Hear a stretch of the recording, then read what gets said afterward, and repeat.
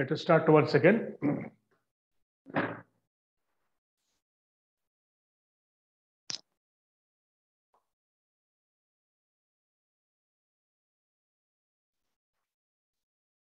Now, the hand-operated expansion valve, let us explain again from the beginning, is the most simple type of expansion valve, but requires an operator. That's an important problem for this operator. To regulate the flow of refrigeration, in order to regulate the flow of the refrigerant to the evaporator. So what is the valve portion here? This conical portion inside, which is acting as a valve, which is moving upward and downward by means of the manual movement.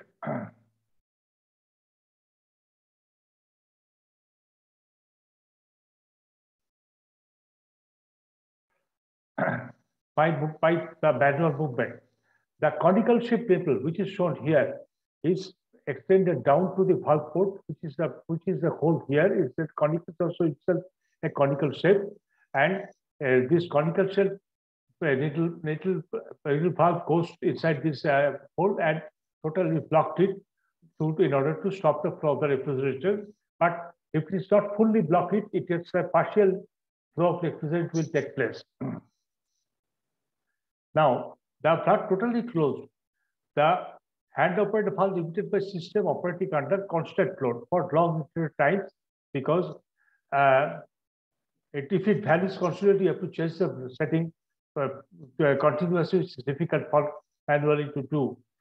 Such as this is an usable bed for ice breaking plant and load storage, but it is not suitable for installation where the load varies and the temperature and the compressor runs inability to maintain a constant temperature.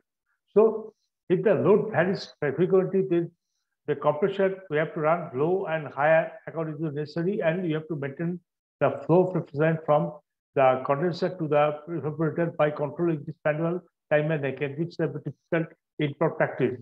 So there it is not supposed to be used. The main part of this is shown to explain here. It is a hand wheel which we rotate to operate it, and this is the total steam and parking nut here on the through which the threads of the parking valve is operated. Threads of the external valve is operating, and now there is a tacking nut, which houses the up portion of the valve portion of the valve, and through which it is this larger pin is acting inside the valve. And this is a packing nut in order to save the operator's head from running very high speed, and this is the pressure nut acting on it. This is exactly the stream of the valve, which defined as the total length of the valve which is required for the movement up and down of the valve itself. The use of hand-operated valve is limited to system operating under nearly constant load for long periods of time, such as ice breaking plants and cold storage. It is not suitable for installation where the load varies and compression runs. Next comes the automatic or constant pressure valve. Just 1 second.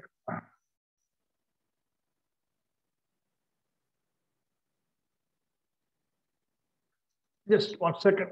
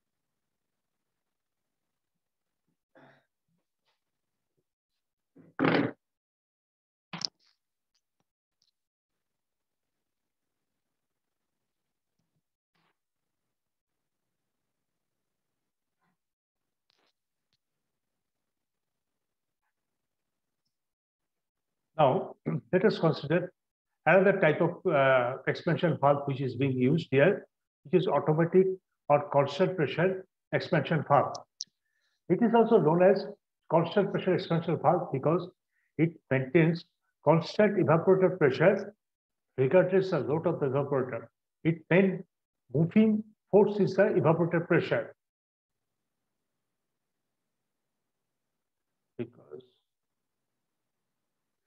And it is used with constant expansion evaporator where the load is relatively constant.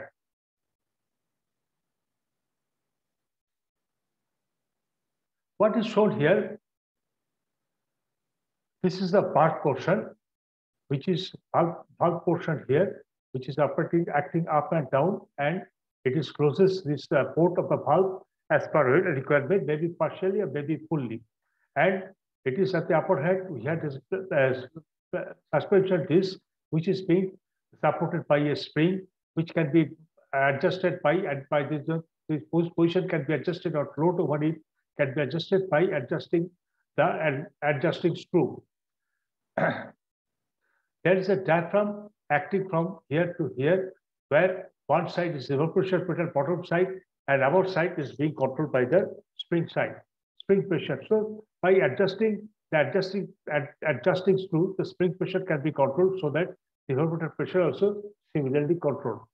Now, this is the liquid inlet at the refrigeration where there is a strainer in order to remove the dirt coming in from the refrigerator to the valve body, and it is going out after the valve is open. It is open, and liquid refrigerant goes out to the evaporator for further evaporation. The strainer is prevents the darts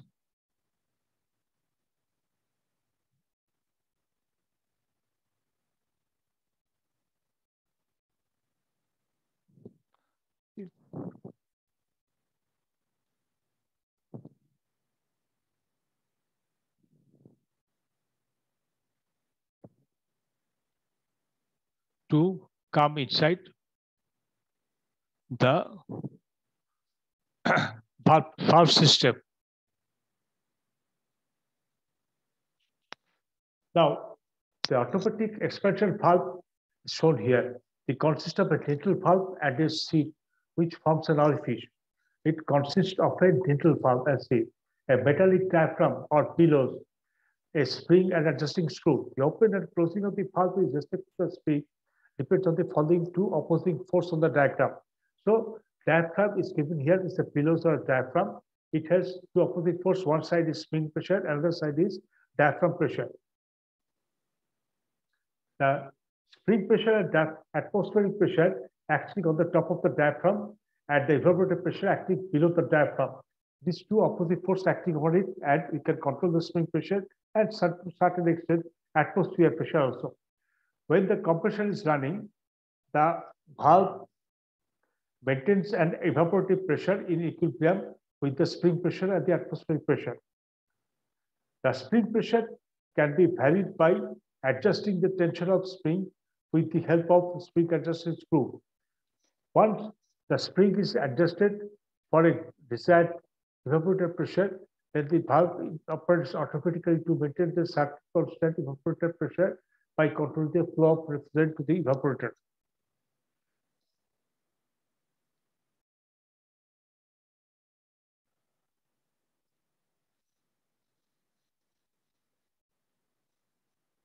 Once the spring pressure is adjusted for desired evaporator pressure, then the valve operates automatically to maintain the constant evaporator pressure by controlling the flow of refrigerant to the evaporator.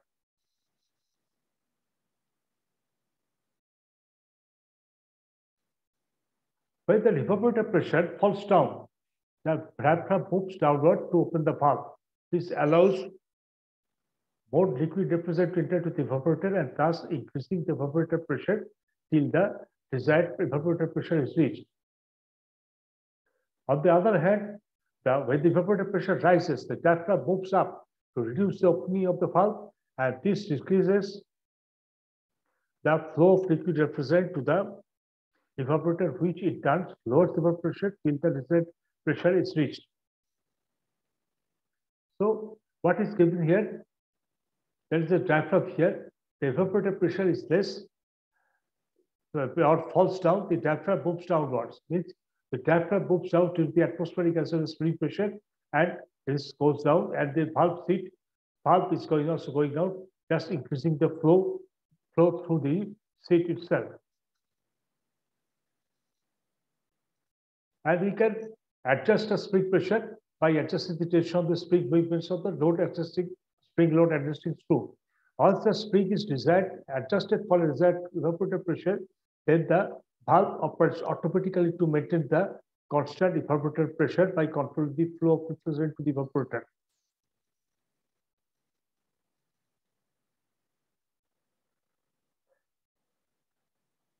When the evaporator pressure falls down, the diaphragm moves downward.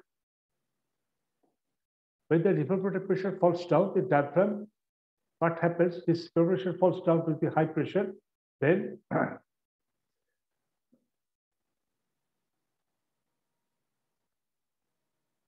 the diaphragm moves downwards and opening the valve, because more refrigerant to come into the evaporator, and thus increases the evaporator pressure. Still, the desired evaporator pressure is reached.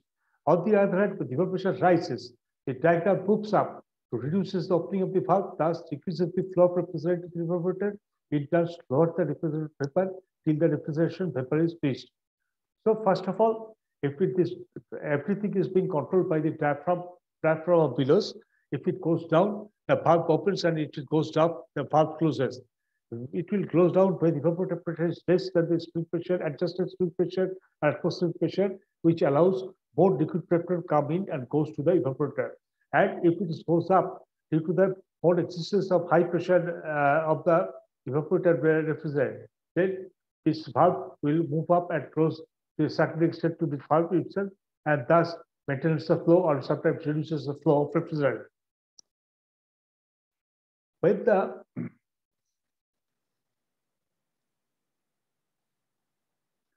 the compressor stopped, the liquid refrigerant continues to flow in the evaporator and increases the pressure in the evaporator. This increases the evaporator pressure, causes the diaphragm to move upwards, and the valve is closed. It remains closed and the compressor starts again and reduces the pressure of the compressor. So what happens when the compressor stops? Then liquid refrigerant starts still coming in, and thus which creating the cavity inside the valve is being filled up, and thus creating pressure over the evaporator, thus which helps the valve to move up, and thus stopping the pressure, stopping the valve to prevent the evaporator to come in and goes inside the refrigerator, goes to the evaporator. Next comes the thermostatic expansion valve.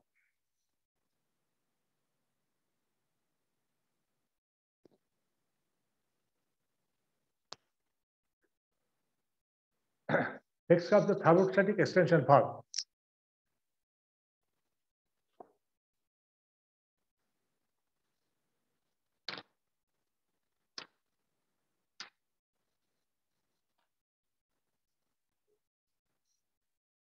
The thermostatic extension valve is the most commonly used expansion device and in commercial and industrial refrigeration system. This is also a constant superheat valve because it maintains a constant superheat of the vapor refrigerant at the end of the evaporator coil. Constant superheat valve, it repeats a constant superheat of the vapor refrigerant at the end of the evaporator by controlling the liquid refrigerant through the evaporator. So the valve at the end of superheated remains superheated, doesn't become saturated but are dry saturated, but becomes superheated by controlling the flow of refrigerant through the evaporator. How do you do it? What we have here, it is the evaporator at the one side. This is the valve. It is the expansion valve which we have. Here is a valve seat, and there is a valve, and this is the valve which the valve involves and close up passage by securely pushing inside the spring, and sometimes it is also open according to the situation available. This valve seat similarly preps a spring at the bottom, which controls the valve to go up and go down, and according to the necessary. Next, here we have the diaphragm, where the diaphragm the below is the saturated vapor, and diaphragm at the top is the saturated vapor. Vapor line, and this total valve and the diaphragm line is being controlled by speed adjustment screw, and through a spring is operating. It is more than required to release and lift the refrigerator away. So the liquid refrigerator is the inlet of the liquid refrigerator here through a strainer here. Strainer is the preventer of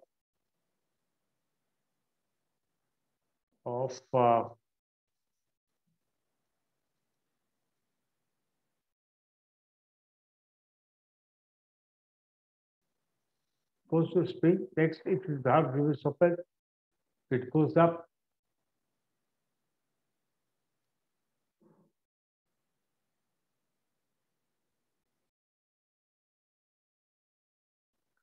Now, thermostatic expansion valve, as in the figure, controls of a digital valve and a seat, a mechanical diaphragm, spring adjustable, which I have explained just now. In addition to this, there is a thermal valve, which is mounted on the suction line near the conductor of expanded evaporator coil.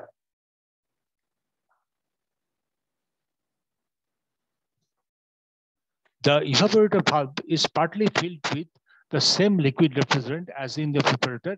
The operating and closing of the valve depends on the following forces: the spring pressure acting on the diaphragm, the evaporator pressure acting on the bottom of the diaphragm, and the filler valve pressure acting on the top of the diaphragm. So diaphragm plays one of the most important part of this type of valve.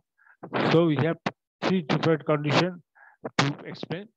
The opening and closing of the valve depends on the following passage forces: means spring pressure acting on both sides of the diagram, evaporator pressure acting on the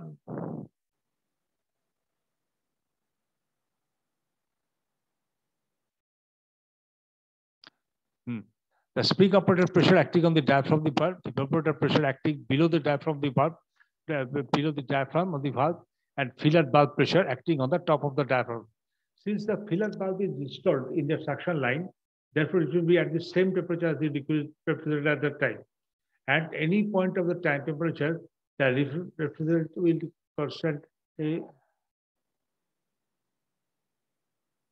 pressure of the refrigerator will cause a change in the filler valve.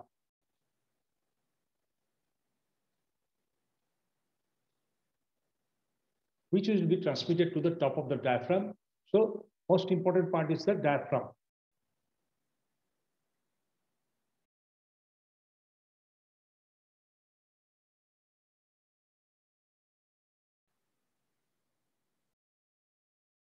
And the refrigerator pressure coming up from the bottom, and the air atmospheric pressure and spring pressure from the top is being controlled the movement of the valve, and which is coming up and down as per the requirement, as per closing and opening the valve.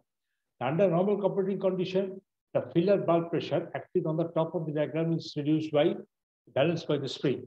Means by if you have a higher refrigerating pressure, it can be balanced by on the top of a spring, with which it can be opened. The force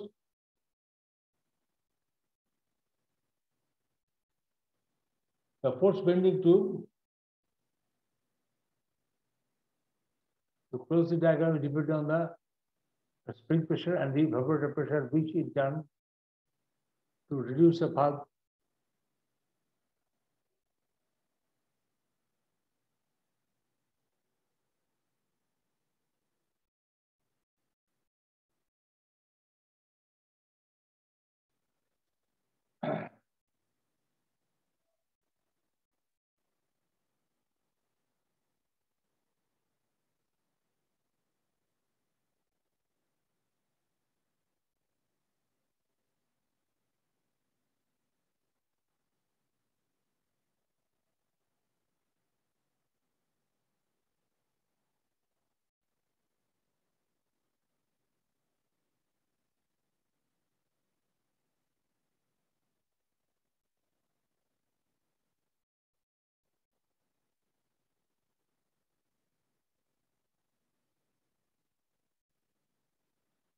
Under normal conditions, the filler valve pressure acting on the top of the diagram is balanced by the spring, and the evaporator pressure acting on the bottom of the diagram. The force tending to close the valve depends on the spring pressure and the evaporator pressure, which in turn depends on the saturation temperature of the refrigerant in the evaporator coil. The force tending to open the valve depends on the filler valve pressure, which in turn depends on the temperature of refrigerant in the valve. Thus, the operation of the valve controlled by the difference between the temperature, that saturation temperature and filler valve temperature, and which is the superheat. The degree of superheat of the vapor refrigerant leaving the evaporator depends on the initial setting of the spring extension, which can be changed with the help of spring adjustment screw. When the valve is set for certain superheat, it is maintains the setting of all load conditions on the superheat. So the basic difference is the force depends on the valve. Force acting tendency to leave open the valve depends on the filler valve pressure, which in turn depends on the temperature of the refrigerated valve. Thus, temperature of the valve is controlled by the difference between the two temperature.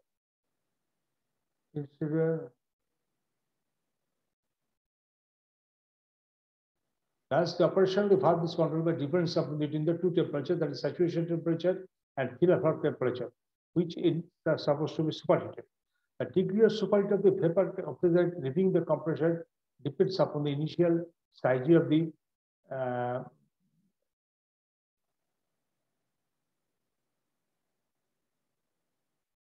which can be changed by the help of then it maintains its setting under all the conditions on the evaporator. When valve is set in a certain set for certain superheated, it maintains that setting under all load conditions superheated. So the load condition of the evaporator. Now, if the load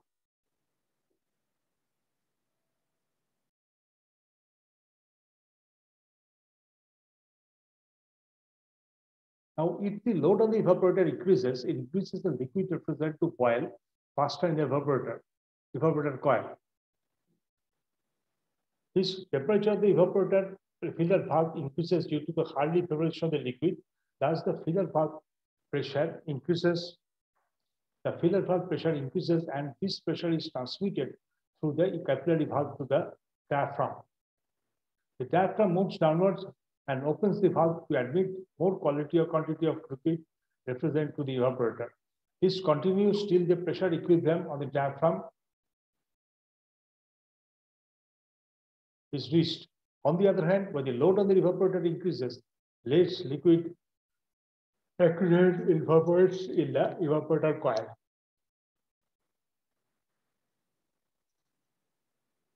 The excess liquid refrigerant flows toward the evaporator outlet, which cools the filler valve, with the result that the filler valve pressure decreases due to decrease in temperature. The low filler valve pressure is transmitted through the capillary tube through the diaphragm and moves it upwards. This reduces the opening of the valve and thus flow of the liquid refrigerant to the evaporator. The evaporator pressure decreases due to the reduced quantity of liquid refrigerant flowing to the evaporator. This continues till the evaporator pressure and the spring pressure maintain equilibrium with the filler valve pressure. So, what it means that if the load of the evaporator increases, more liquid refrigerant would boil faster in the evaporator coil. The temperature of the filler valve increases due to the more and more preparation of the liquid refrigerant. The filler valve pressure increases, and thus this pressure is transmitted to the capillary to the diaphragm. The diaphragm moves downward, open the valve to admit more quality of liquid refrigerant to the evaporator. This continues the pressure equilibrium of the diaphragm reached. On the other hand, when the load of the evaporator decreases, the less liquid refrigerant evaporates, and the excessive liquid refrigerant flows toward the evaporator outlet. It cools the filler valve, and with the result of the filler valve pressure increases due to the decrease of its temperature. The low feeder valve pressure is transmitted through the capillary tube to the diaphragm and that tap out. This reduces the opening of the valve, thus reduces the liquid refrigerant to the evaporator. The evaporator pressure increases due to the reduced quantity of the liquid refrigerant due to valve.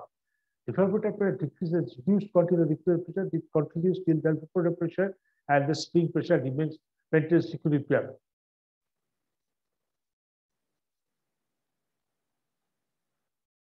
The turbothermic extension valve may be either internally equalized or externally equalized. The standard thermostatic expansion valves are initially equalized. In a thermostatic extension valve with internal equalization, the pressure acting on the bottom of the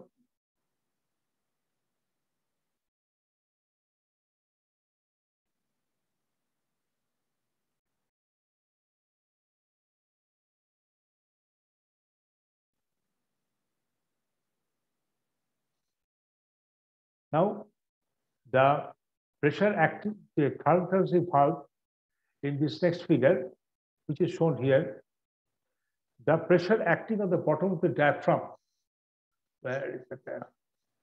Acting at the bottom of the diaphragm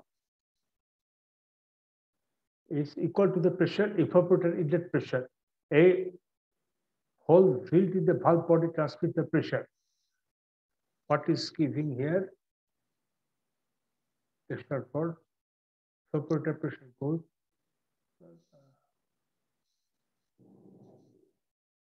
That is the pressure rod that is equalization. Evaporator outlet. Evaporation. Push rod packing. Push rod packing and valve outlet pressure.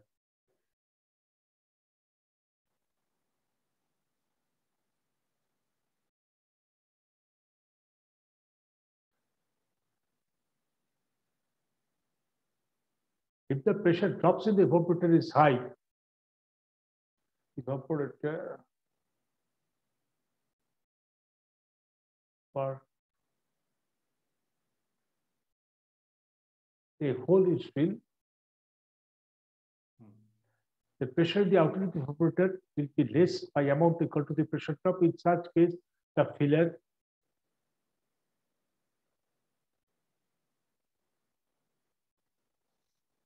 with the outlet pressure should maintain not badly, but outlet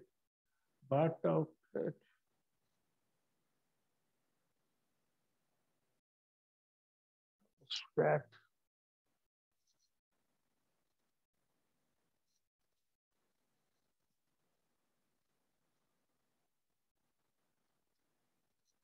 Transmission valve this time.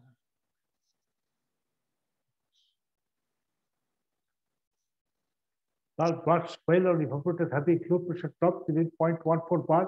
If the pressure drop, then the pressure at the outlet of the evaporator will be less than the amount equal to the atmospheric pressure.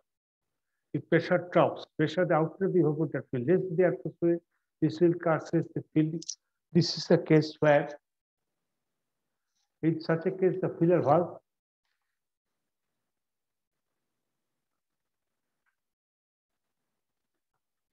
pressure should be right to maintain equilibrium with the internal evaporator pressure and the spring pressure. The rise in filler valve pressure will rise its temperature, and thus the degree of superheat. This means that the internally equalized thermostatic expansion valve will operate with excessive superheat. Thus, the flow of refrigerant to the evaporator and hence the net refrigerating effect reduces. So, the rise in the filler valve will rise its temperature and thus degree of superheat. It is the internally equalized thermostatic temperature which will be operating with excessive superheat.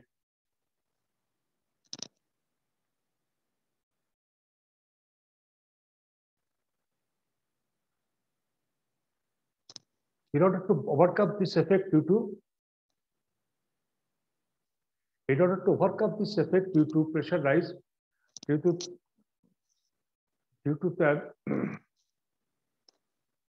pressure drop in evaporator, A thermostatic expansion valve with external equalizer, as shown in the figure, will be used. A thermostatic expansion with external equalizer. This is given here. Here, external equalizer fitting its outlet here. In this type of valve, the pressure at the bottom of the diaphragm is equal to the outlet pressure, the expanded evaporator pressure. Pressure at the bottom of the diaphragm is equal to the outlet evaporator pressure. Then all the effect of the evaporator pressure drop is overcome in an externally equalized thermostatic expansion valve. A small diameter equalizes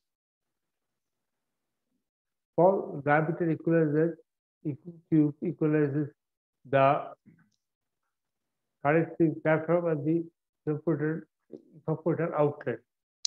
This condition is met immediately downstream of the repeater valve location. This position, the valve temperature will not be affected by the occasional slugs of all these small rings, and in the evaporator pass, the grand packing to the push rod and externally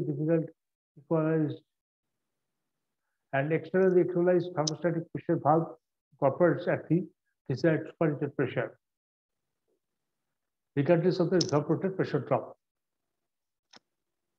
The thermostatic expansion valves are usually rated in tons of refrigeration, and most thermostatic valves are involved for 5 degrees superheat.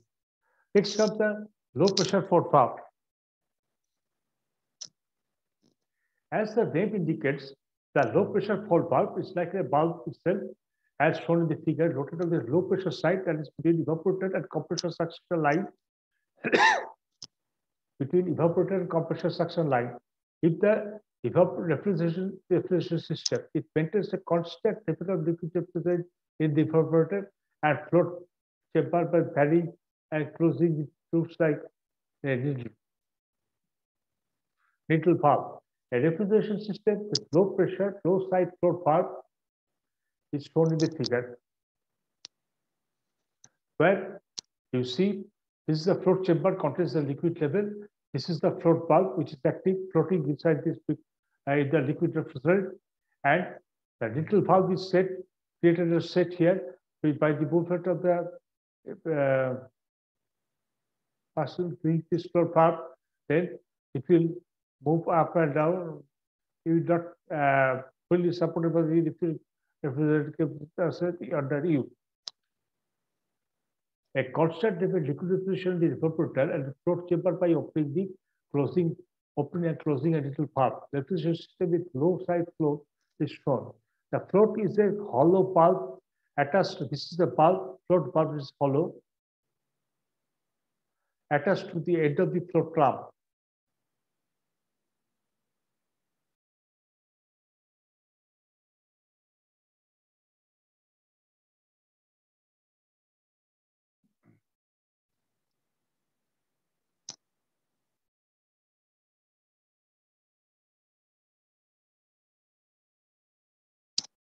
The float valve is a hollow valve attached to one end of the float arm. The other end of the arm is conducted to the needle valve. The movement of the float valve is transmitted to the needle valve by the float arm, which does not or opens the flow of liquid refrigerant. Since the float valve is hollow, therefore it floats on the liquid refrigerant in the float chamber.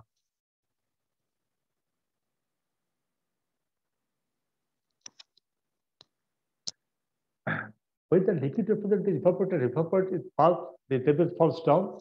This causes the valve to drop and then open the needle valve again. Therefore, allowing refrigerant from the liquid line to the float chamber and then to the evaporator to make up for the atmospheric amount of evaporation. When the desired liquid level is reached, the float rises and closes the needle valve. The better advantage of low side float valve is that it maintains the constant liquid level in the evaporator until all loading condition regarding this of the evaporator pressure and temperature.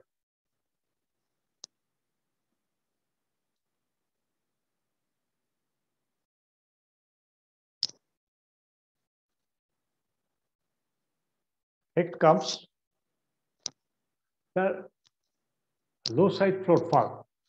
As the name indicates, the low side float valve is located on the low pressure side of the refrigeration system. It maintains a constant level of liquid refrigerant in the refrigerator and a float temperature chamber by opening and closing the lid valve.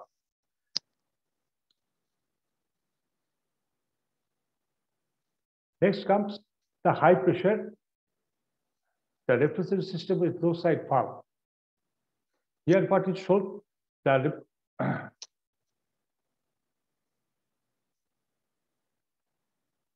this is the float valve by means of its floating position. The detail opens and closes, and from the liquid light, the evaporator comes in the kept the capacity there, sent to the suction line to the evaporator.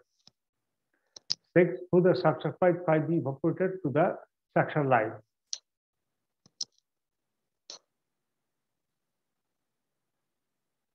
So here it is the low pressure vapor. This is the low pressure vapor as the sign indicates. This is the low pressure liquid, and this is high pressure liquid and high pressure vapor. Next comes the high pressure flow system.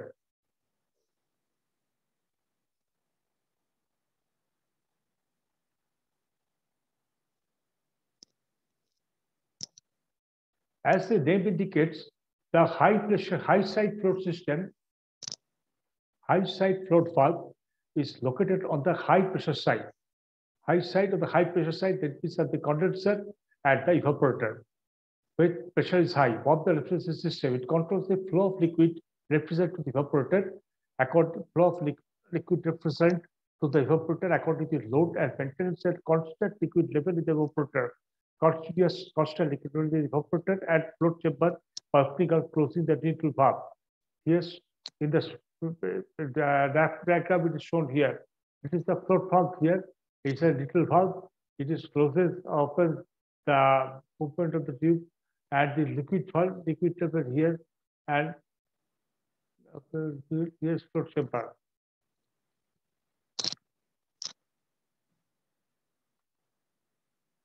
And closing a little valve, the system with high side float valve is here. Liquid refrigerant for the condenser flows to the float chamber. This is the float chamber. Liquid refrigerant comes through it. As the level of liquid refrigerant to the float chamber rises, float valve also rises. Therefore, opening the needle valve, this allows the liquid refrigerant to flow in the evaporator. When the liquid level in the float chamber falls down, the float valve also drops.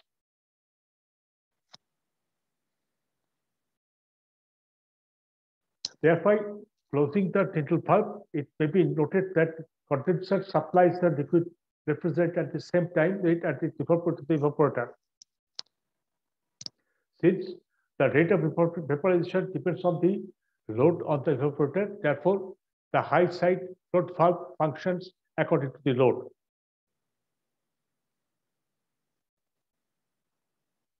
The high side float valve may be used for dry expansion evaporators.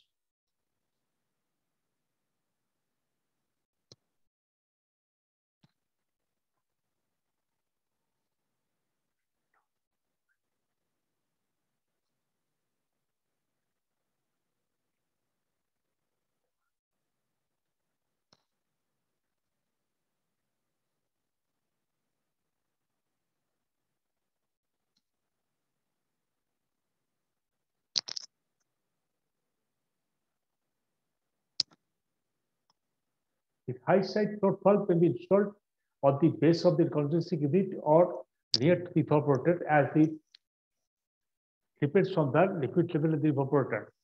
When it is installed on the base of the condensation unit, the liquid line from the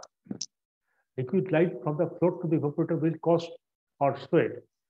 In order to overcome this undesirable condition, the liquid line is insulated. Another way of preventing the frosting or sweating condition is to provide an intermediate pressure valve in the liquid line near the evaporator.